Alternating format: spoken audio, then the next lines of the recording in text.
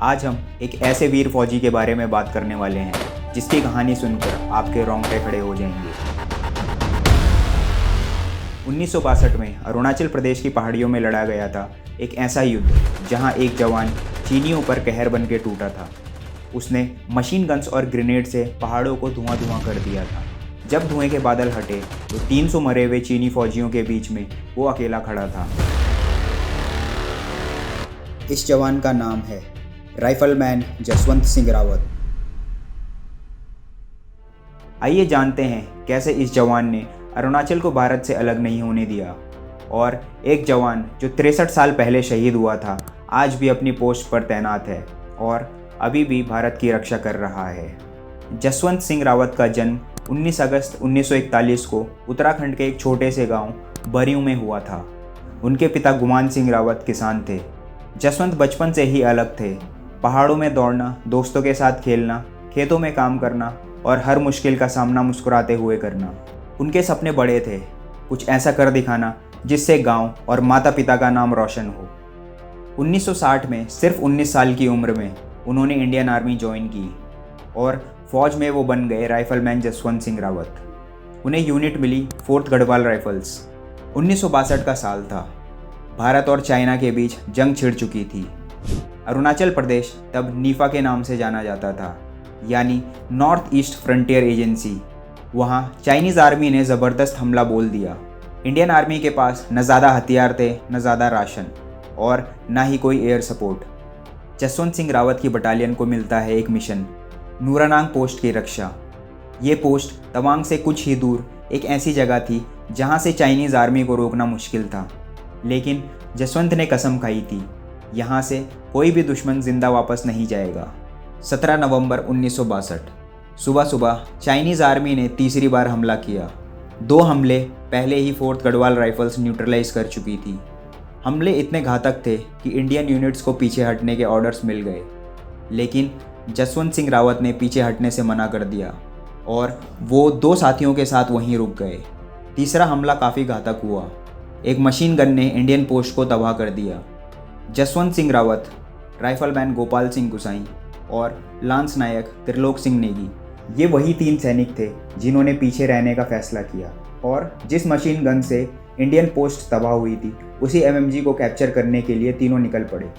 Lance नायक नेगी के cover fire के बीच rifleman Jaswant और गोपाल आगे बढ़े चाइनीज़ पोस्ट की तरफ। चुपके से दुश्मन के बंकर तक पहुंचे, ग्रेनेड फेंका और मशीन गन पे कब्जा कर लिया, लेकिन वापस आते वक्त गोपाल और त्रिलोक शहीद हो गए। इन दोनों को मरणोपरांत वीर चक्र से सम्मानित किया गया। जसवंत खुद घायल हो गए थे, लेकिन वो मशीन गन लेकर लौट आए। उन्होंने अकेले ही चाइनीज़ आर्मी को 3 दिन तक रोक कर रखा और 72 घंटों में 300 चीनी फौजियों को मार गिराया। ये कहानी यहीं ख़त्म नहीं होती। जब बाकी 2 साथी शहीद हो गए और पूरी बटालियन को पीछे हटने के ऑर्डर्स मिल गए, तब भी जसवंत सिंह वहीं डटे रहे। उनकी मदद के लिए 2 लोकल मोनपा लड़कियां आई, सेला और नूरा। जसवंत ने उनके साथ मिलकर 4 अलग अलग बंकर्स बना लिए। वो एक बंकर से दूसरे बंकर तक दौड़ते और थोड़े थोड़े समय बाद फायरिंग करते, चाइनीज़ आर्मी को चकमा देते हुए। दुश्मन को लगा कि इंडियन आर्मी की पूरी यूनिट वहाँ मौजूद है, लेकिन वहाँ सिर्फ जसवंत अकेले दुश्मनों का सामना कर रहे थे अपनी हिम्मत और चालाकी से। 3 दिन तक बिना ढंग से खाए, बिना नींद लिए जसवंत ने चाइनीज़ आर्मी को रोक कर रखा और इन्हीं 3 दिन के त्याग और हिम्मत का नतीजा है अरुणाचल प्रदेश आज भी भारत के पास है। आखिरकार चाइनीज़ आर्मी को पता लग ही गया कि वहाँ पूरी फौज नहीं बल्कि सिर्फ एक जवान है, लेकिन जब तक उनको ये पता लगा वो अकेला जवान 300 चाइनीज़ फौजियों को मौत के घाट उतार चुका था। जसवंत अकेले पड़ चुके थे। चाइनीज़ फौज ने राइफलमैन रावत को घेरना शुरू कर दिया। इसी बीच सेला भी शहीद हो गई और नूरा को भी पकड़ लिया गया। खुद को चाइनीज़ आर्मी के हाथों पकड़वाने से अच्छा जसवंत को खुद को गोली मारना सही लगा और वो भी वीर गति को प्राप्त हुए। लेकिन चीनी सेना को उन्होंने इतना नुकसान पहुंचाया कि वो बौखला चुके थे और वो राइफलमैन जसवंत सिंह रावत का सर काट कर ले गए। बाद में चाइनीज़ कमांडर ने उनकी वीरता से प्रभावित होकर उनका सर और ब्रास की एक मूर्ति भारत वापस भेजी, इज्जत के साथ। जसवंत सिंह रावत ने अकेले 300 चाइनीज़ फौजियों को ढेर किया था। उनके बलिदान की वजह से चाइनीज़ आर्मी को पीछे हटना पड़ा। उनकी याद में जसवंतगढ़ मेमोरियल बना, जहां आज भी उनके लिए खाना बनता है, बिस्तर लगता है और वो अभी भी ड्यूटी पर हैं। वहां लोग उन्हें जसवंत बाबा करके पुकारते हैं। आज भी उनकी पोस्ट पर उनका प्रमोशन होता है। उनकी सैलरी उनके घर भेजी जाती है, उनकी यूनिफॉर्म मेंटेन करी जाती है, उनके बूट पॉलिश होते हैं और उनका नाम रोल कॉल में लिया जाता है। एक फ़ौजी जिसने देश के लिए अपनी जान तक कुर्बान कर दी, जिसकी वजह से अरुणाचल आज हमारे पास है, उसी का एक वक्त कोर्ट मार्शल कर दिया गया था, सिर्फ इतना कहकर कि उसने पीछे हटने के ऑर्डर्स फॉलो नहीं किए। लेकिन जब चीन ने उन्हें इतनी इज्जत दी और उनकी मूर्ति भारत भिजवाई, उसके बाद ही भारत सरकार को उन्हें महावीर चक्र देना पड़ा।